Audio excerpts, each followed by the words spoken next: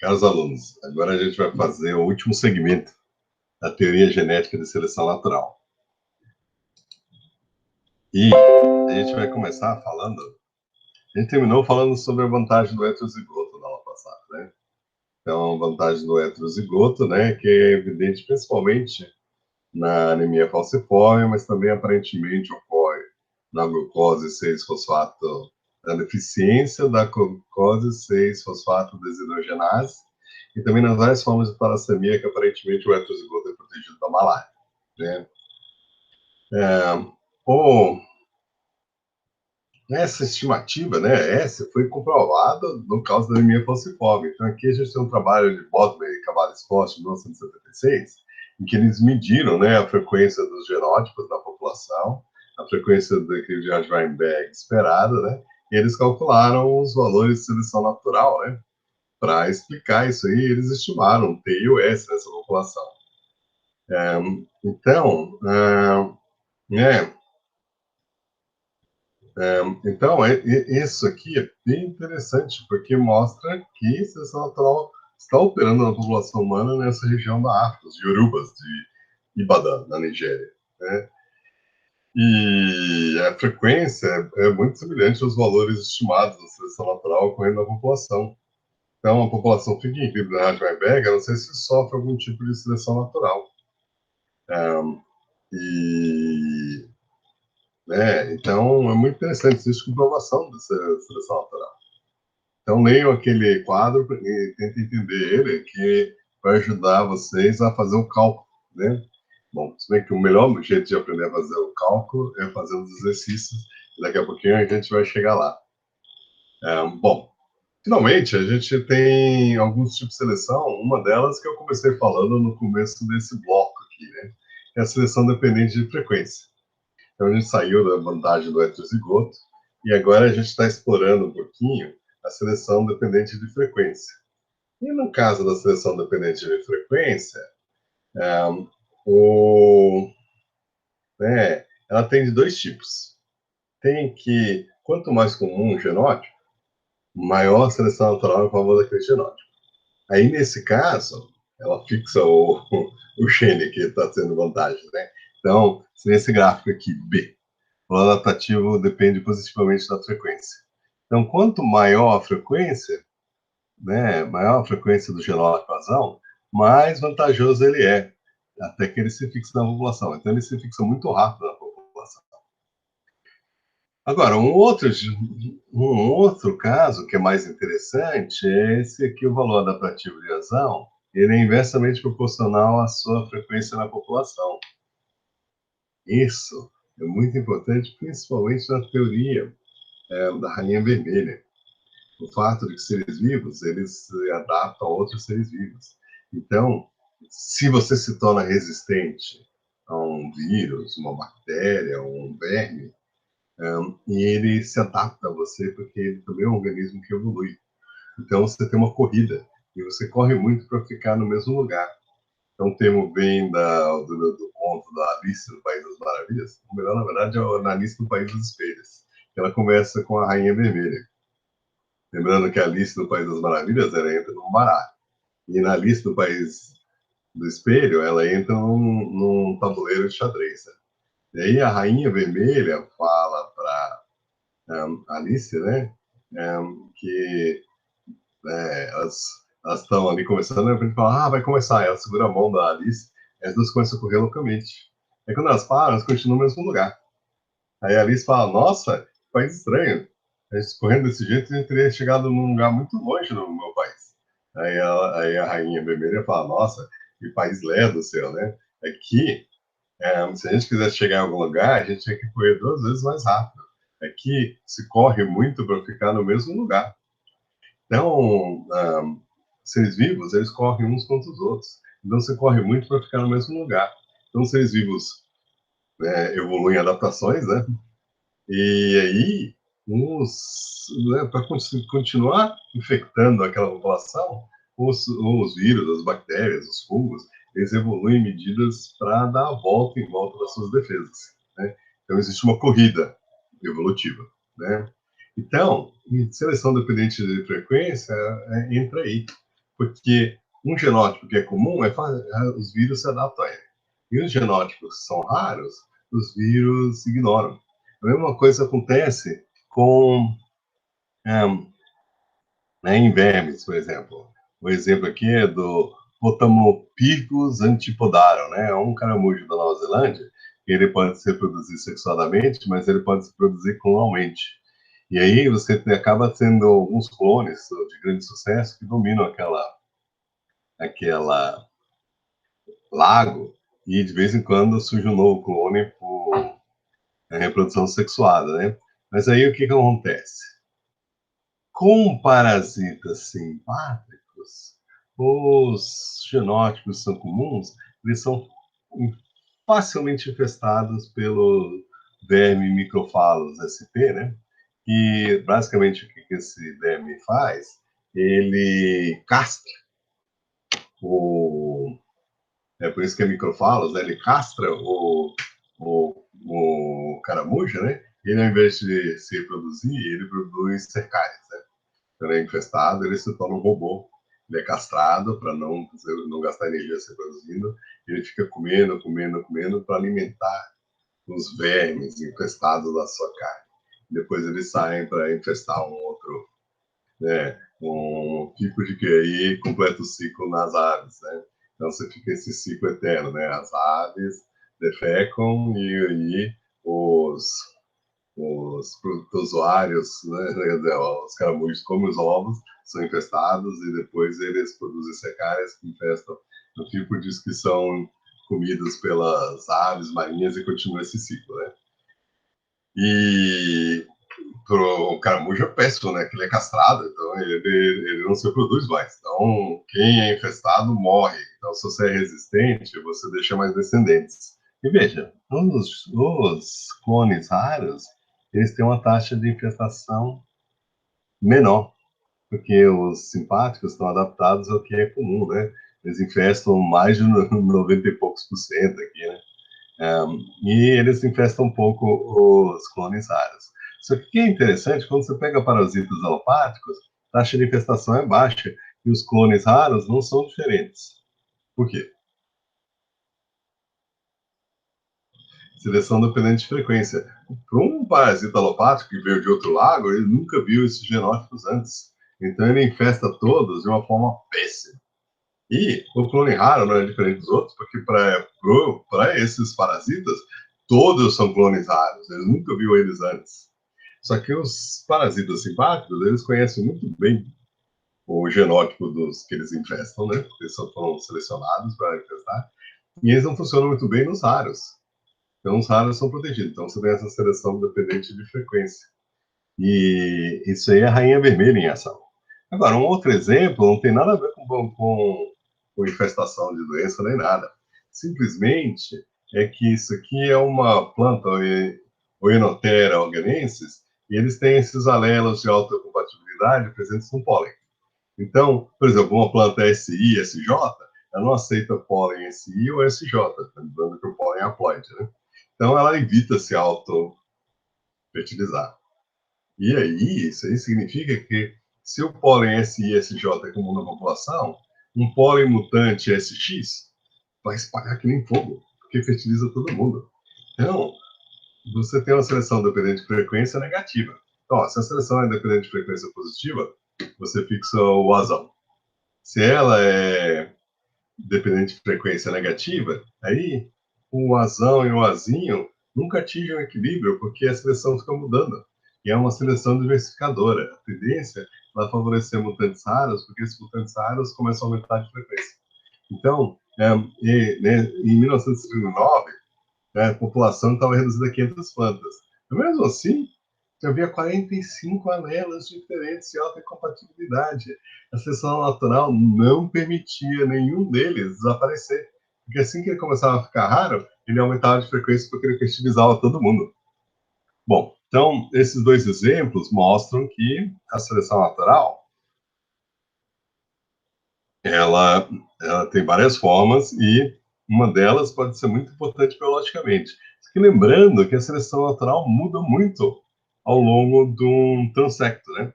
Então aqui a gente tem o trevo, né? O trevo, Trifolium repens, né? 3 folhas. E ele é super importante, né? Ele produz néctar que as abelhas usam, né? E ele é comum nas pastagens, então é uma planta comum, importante, né? E que é interessante porque ele ocorre em toda essa região aqui, né? Da Rússia até Portugal, né? E o que é interessante é que a Trifolium repens, eles evoluíram a capacidade aqui embaixo, as lesmas, elas comem o trifólio. Então, um, o trifólio, para se defender, produz cianureto. Então, elas se defendem produzindo cianeto de hidrogênio venoso, né? Então, embaixo aqui são os compostos que carregam cianeto de uma forma inócua. Mas quando a planta é danificada, as enzimas atuam para produzir o, o cianeto, né, de hidrogênio, que mata as lesmas. Então, as lesmas evitam comer essas plantas, né? É, então, isso aí é muito interessante, porque o trifólio consegue produzir cianeto para se defender das lesmas. E é interessante, porque aqui produzir cianeto é uma coisa perigosa, né? E gasta muita energia. Agora, quando você olha, essas populações aqui não produzem cianogênese, né? E essas populações aqui, as populações chegam a ser 100% produzem cianogênese. Vocês conseguem, ó, lá embaixo é Israel e Síria, né? Turquia, Grécia, todos eles têm populações que todos os Trifolium repens produzem cianogênese. Vocês conseguem explicar qual que é a diferença aí? Aqui são as isotermas de janeiro.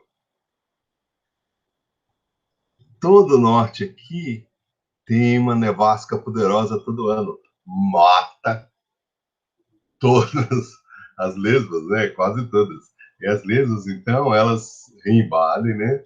Mas elas demoram para recompor suas populações. Então, o inverno muito frio faz com que na primavera, quando o trifólio está se espalhando, ele não encontre lesmas.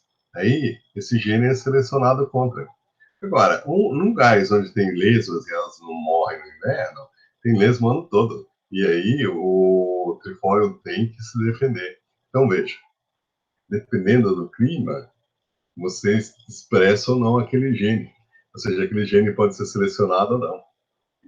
Então, vocês têm que lembrar de que a seleção natural molda as populações. Você tem, então, ecótipos, né? Aquela população local, ela está adaptada às condições locais. Se você leva para outro lugar, talvez ela sofra muito, porque ela não tem os genes que protegem a população naquele lugar. Então, às vezes, é importante você considerar isso quando você está pensando aí, não tem mais trifólio aqui, então vou comprar umas sementes da Rússia. Se você está em Portugal, você tem que comprar da Espanha, né? Porque senão você vai comprar um ecótipo que não é adaptado à poderosa competição biológica que existe, né? Bom, então é isso. Bom, agora, uma outra coisa que falta a gente falar um pouco nesse capítulo é aí a gente sai da seleção natural e fala sobre migração. A migração é uma força evolutiva, assim como a seleção natural. E a migração, ela faz os genes mudarem. E o que é interessante é que a gente tem duas populações que estavam antes isoladas, né? Uma população original tem uma frequência de 0,4 para o gene Q, e ele fornece imigrantes, né? Para duas subpopulações com frequências gênicas iniciais 0,9 e 0,1. Veja, se você aceita imigrantes, mas não exporta imigrantes, então a sua frequência gênica tende a convergir para a população original. Isso aí é muito interessante. Porque, por exemplo, se você tiver um banco de ostras que tem 3 bancos de ostra, e esse aqui, né, coloniza as outras duas, a mais importante para você preservar a diversidade genética é na população que coloniza todo mundo. Porque os imigrantes, por causa da correnteza, estão saindo daqui e indo para os outros lugares. Então, as frequências gênicas naquela população são as mais importantes. Se você mantém diversidade lá, todas as outras vão ser diversas. E se você perder diversidade genética na população que manda imigrantes, todos os outros vão perder diversidade genética, mesmo se eles tiverem boa diversidade genética. Então, essa observação de que se você tem uma população que aceita imigrantes, mas não manda imigrantes de volta, por exemplo, uma população no Rio, né? Tem uma represa, aí os peixes conseguem descer o rio, mas eles não conseguem subir. Aí o que acontece? A população daqui de cima é muito mais importante do que a de baixo, porque ela manda imigrantes, mas ela não recebe os imigrantes de volta. Então, se essa população é diversa, todas as outras vão ser. Se essa perde diversidade genética, todas as outras vão receber imigrantes de baixa qualidade, mas que a deriva genética, quer dizer, a imigração vai fazer convergir na frequência gênica da população que está exportando, tá? Então, isso aí tem consequências para a conservação importantes. Então, leiam e releiam até vocês entenderem essa parte. Agora, o livro dá um exemplo em populações, é, como o grupo sanguíneo MN, que diferem nas várias populações humanas, né? E aí ele mostra que nos Estados Unidos, a população de Claxton, na Geórgia, foi comparada nos alelos MN, que, se você compara os africanos ocidentais, por exemplo, de Gana, com os europeus, a frequência genética é diferente, tá? Agora, quando você observa a população de Claxton, a frequência gênica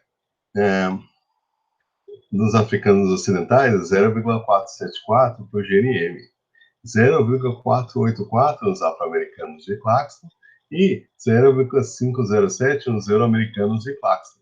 Então, as pessoas de origem europeia dos Estados Unidos, população branca, ela tem uma frequência gênica parecida com a da Europa, mas a população de afro-americanos de Claxton, ele tem uma frequência gênica que não é igual dos africanos ocidentais, né? Agora, se você supõe de que, na verdade, houve imigração porque os americanos, eles consideram que mesmo se tiver um tataravô, pelo menos nome legalmente era assim, né? Mas se você tivesse um tataravô que fosse negro, você era negro, não importa a sua aparência, tá? Então, porque eles, o racismo nos Estados Unidos era um racismo de origem, não de marca, tá bom? Então, se você não sabe o que significa esses termos, dê uma olhada nas definições, né? Porque o racismo de marca depende da aparência e o racismo de origem, ele depende, se você tiver algum ancestral negro, você é considerado negro, mesmo se você não se considera negro e a sua aparência não é de negro, tá bom? Então, nos Estados Unidos, isso aí faz com que a população branca é branca, né, porque não tem nenhum ancestral visível negro ou índio, o que seja. E se tiver, ele é considerado membro da outra raça. Então, o racismo nos Estados Unidos é maior do que aqui no Brasil, e é diferente. Mas, bom, o que é interessante é que se a gente considera que a população nos Estados Unidos está há 200, 300 anos, assim, tem umas 10 gerações, né? Então, você tem a frequência, né, aqui, ó, os indivíduos de parentesco misturado costumam ser categorizados como afro-americanos. Então, ele fala, ó, vamos ignorar a seleção natural, porque provavelmente não houve seleção natural do GNM, né? Então, a frequência gênica da população de afro-americanos está sendo devido à migração de genes da população euro-americana, pois se os filhos de pessoas que tinham pais, um branco e um negro, eles são considerados parte da população negra, então eles estão imigrando para a população negra, né? Então, a gente está fazendo um paralelo com migração e esse modelo de genética de populações. Então, a gente pode estimar a taxa de migração gênica. Então, nessa equação aqui embaixo, a frequência gênica na população americana europeia, fonte dos imigrantes, Q0 é a frequência original da população afro-americana e QT é a população no momento.